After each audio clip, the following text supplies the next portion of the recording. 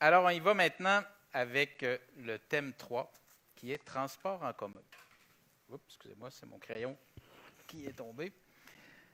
Alors, il est plutôt difficile de se déplacer de façon sécuritaire dans le quartier. Trottoirs endommagés ou trop petits, rues larges, voitures qui circulent à grande vitesse. Vanier est aussi, et on le répète, l'un des quartiers les plus défavorisés matériellement et socialement. Pourtant, l'accès au transport en commun est défaillant, que ce soit en raison de l'offre ou du prix.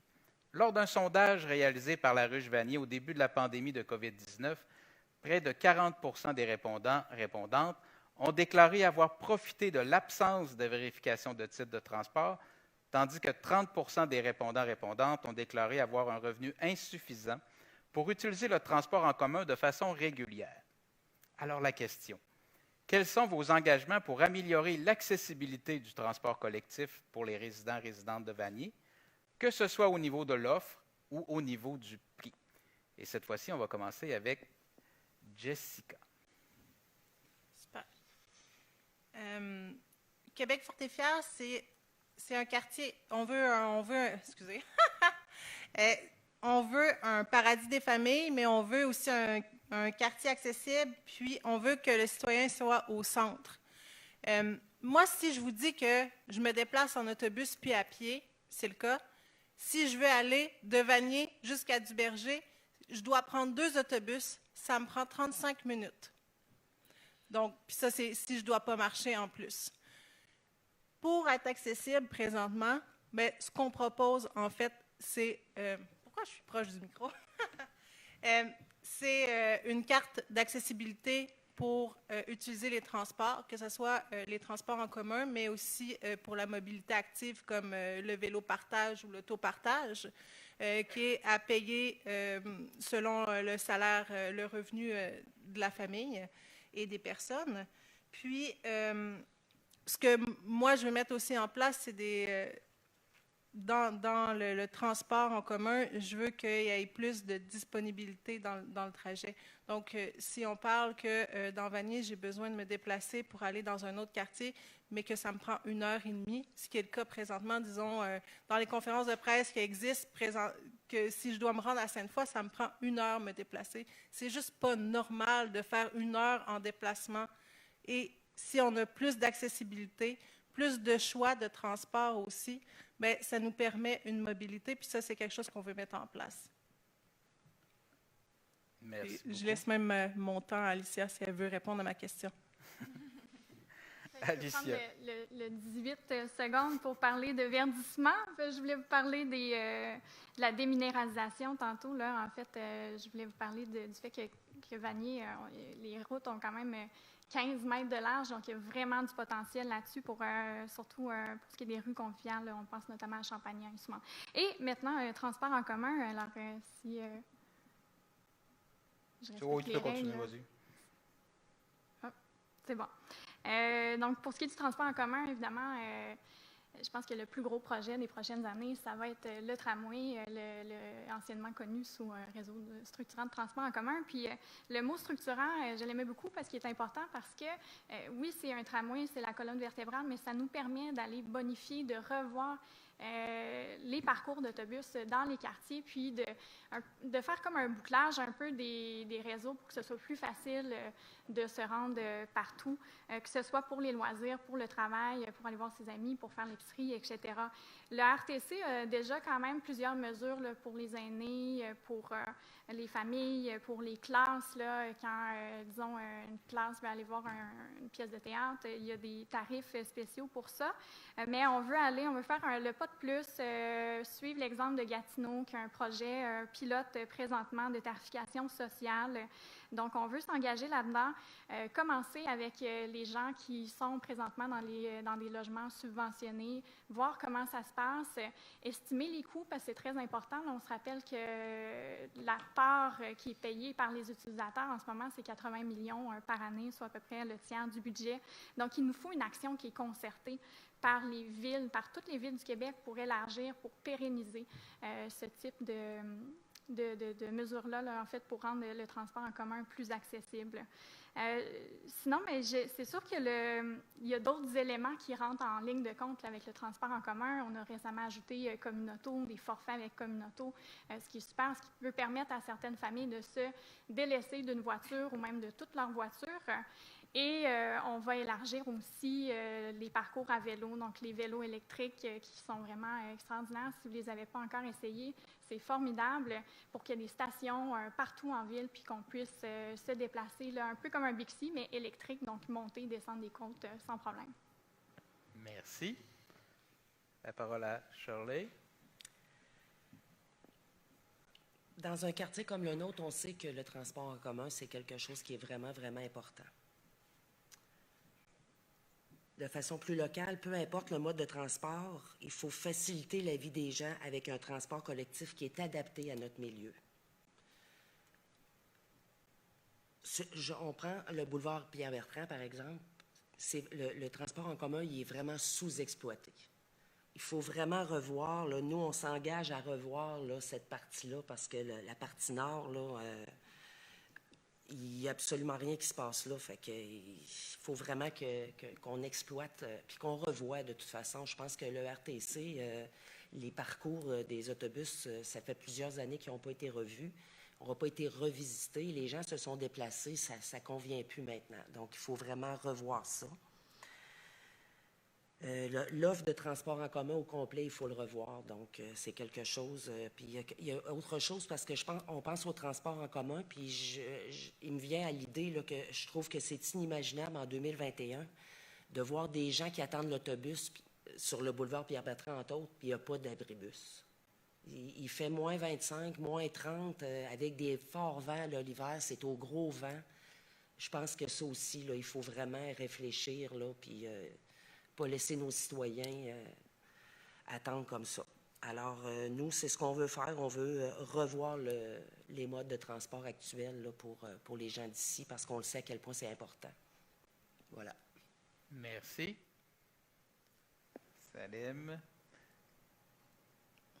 je ne suis pas un voleur de temps. Non, tu aurais pu le prendre.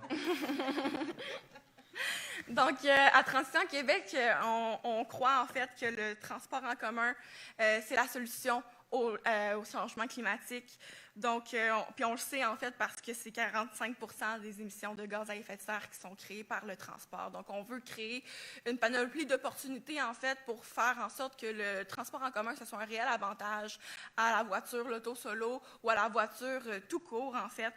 Donc, Transition Québec, c'est un parti qui parle le langage du peuple. Moi, je viens de Montréal, fait que je vous l'ai dit tantôt, là, ça me fait toujours sciller les oreilles, mais Transition Québec veut la bus gratuite. Fait que, on va le répéter le plus souvent possible, la bus gratuite. Donc, on veut, c'est ça, vous donner la bus gratuite pour être capable là, de créer un réel engouement envers le transport en commun. Puis également, là, ça n'a aucun sens que Vanier soit à moitié desservi par une 802 qui passe en coup de vent. Ça n'a juste aucun bon sens. Il faut réellement qu'on augmente et qu'on améliore l'offre du RTC au niveau là, du quartier de Vanier. Puis je ne sais pas si vous vous souvenez, dernièrement, ma chef Jackie Smith a participé, dans le fond, à un concours qui en revient à remettre le pire arrêt d'autobus au Canada. Et la Ville de Québec a gagné. Je crois même que c'est un arrêt de Vanier qui a gagné. Donc, on a vraiment quelque chose à faire au niveau là, du transport en commun, que ce soit effectivement augmenter le nombre d'abribus qu'il y a aux abords des arrêts d'autobus, là, parce qu'il y a des arrêts d'autobus qui sont excessivement peu sécuritaires. Puis, on a vraiment besoin là, d'améliorer l'offre et de faire en sorte que le bus, ce soit un avantage pour tout le monde. Donc, de délaisser la voiture parce que le bus ne va rien coûter à Québec. La bus ne va rien coûter à Québec. Donc, voilà, c'est ce que j'ai à dire par rapport au transport en commun. Depuis que je suis tout petit, on dit la bus, oui. La bus. Alors, on va terminer ce premier tour avec Jason. Tu peux commencer, Jason. D'abord, on va revoir la tarification. Pour les 0-18 ans, c'est gratuit. Pour les 65 ans et plus, c'est 50% du tout. On va aussi établir une taxe intelligente. Si tu veux prendre, tu penses de prendre l'autobus à la carte, mais après la moitié du mois, tu vois que tu as pris trop souvent l'autobus, c'est plus payant pour toi avoir une passe mensuelle, tu vas pouvoir la reconvertir en passe mensuelle. Ça se fait ailleurs, c'est capable de se faire aussi à Québec.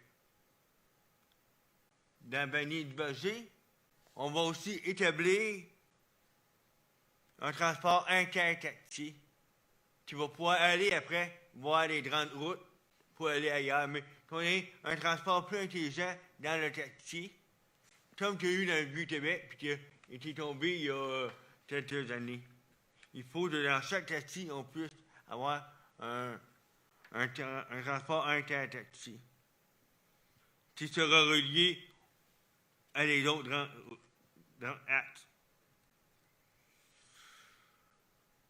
C'est sûr que c'était peut-être le transport collectif, la nécessité d'un tramway est-ouest, mais il faut aussi penser au nord-sud aussi.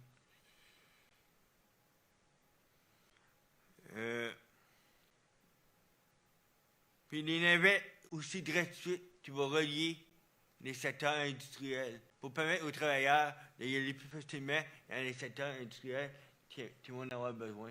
On a un gros pan industriel à Vanier, puis ce serait bien qu'il y ait des navettes pour aider aux heures du travail aussi. Et aussi, quand on parle du transport collectif, il faut aussi penser aux personnes à mobilité réduite avec le transport adapté. Ça n'a pas de sens si ça fait 24 heures, il faut que tu réserves 24 heures à l'avance. Nous, on veut rendre ça comme avant, à 8 heures d'avance pour réserver ton transport adapté. Merci, Jason. Jessica? Oui. Ah non, excusez-moi. Je recommence du J'étais parti sur mon air d'aller, comme on dit. Donc, on arrive, ça va être à toi, mais pour la deuxième partie de 1 minute. Et on a une sous-question. Vous engagez-vous à mettre en place la tarification sociale en fonction du revenu et sous quelle forme? Je vous laisse quelques secondes pour y penser. Le temps que j'arrange le décompte.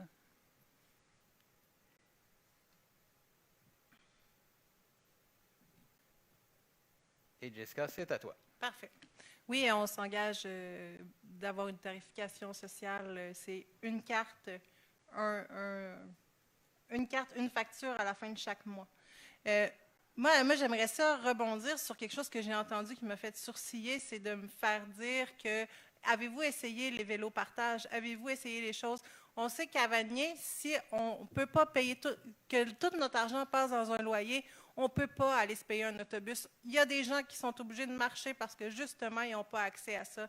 Ça, c'est une des raisons pourquoi Québec fort et fier veut un accès au transport en commun pour l'accessibilité du quartier, mais pour les citoyens aussi.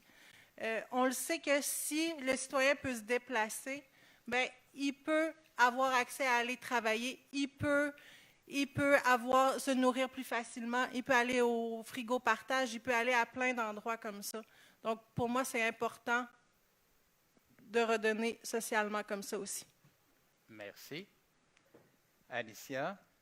J'ai un peu brisé le punch tantôt en parlant de tarification sociale, donc je n'y reviendrai pas, simplement pour répéter que oui, on veut aller de l'avant avec un projet pilote là, dans un premier temps pour les personnes qui sont déjà en logement subventionné. Donc nous, la forme que ça prend, c'est vraiment selon le revenu et non pas des critères d'âge ou de provenance. Là.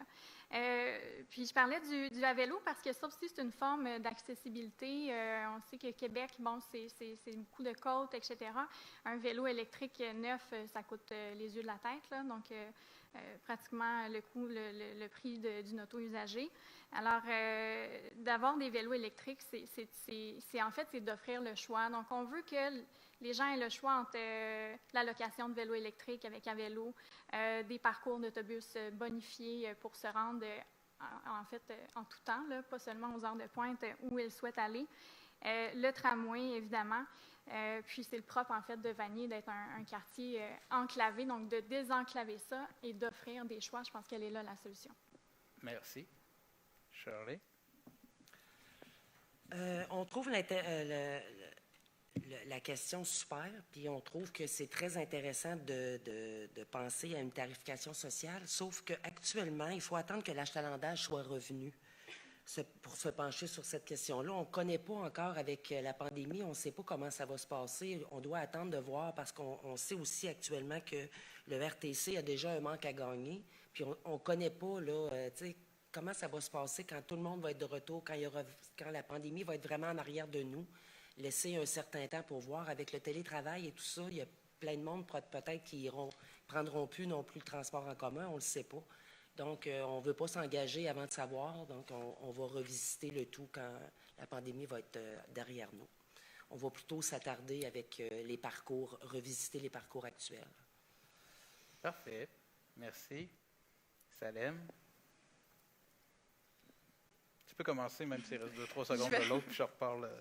Je vais probablement être le seul à dire un vrai non ferme, parce que non, à Transition Québec, on n'aura pas la tarification sociale, puisque la bus va être gratuite.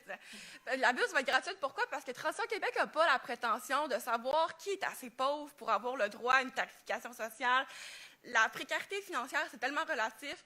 On l'a vu avec le début de la pandémie, puis avec le cours de la pandémie, que il y a tellement de gens qui sont à une paye, littéralement, de l'instabilité financière. Il y a tellement de gens qui ont de l'air, qui n'ont pas de l'air de ça, là, mais que du jour au lendemain, s'il arrive une bad luck, ils ne sont plus capables de se transporter pour aller travailler, ils ne sont plus capables de se transporter pour aller faire leur épicerie. Puis ça, c'est un problème qu'il faut qu'on soit capable de répondre.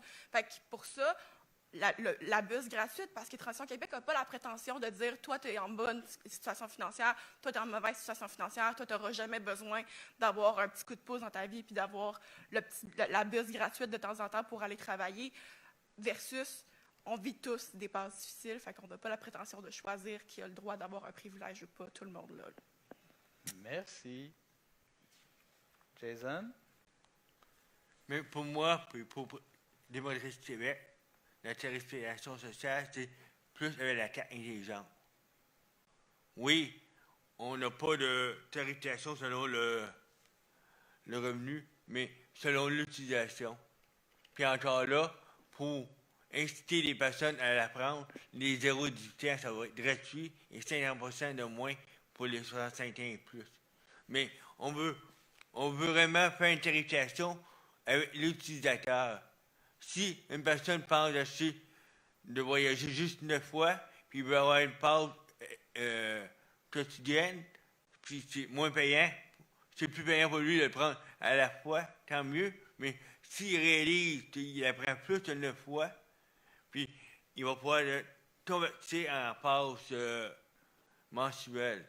Pour nous, c'est ça qu'on veut. Puis après, on verra avec l'utilisation du monde si on peut moduler vers une tarification sociale. Merci. Merci, Jason. C'est ça qui clôt la thématique des transports en commun. Merci beaucoup pour vos interventions.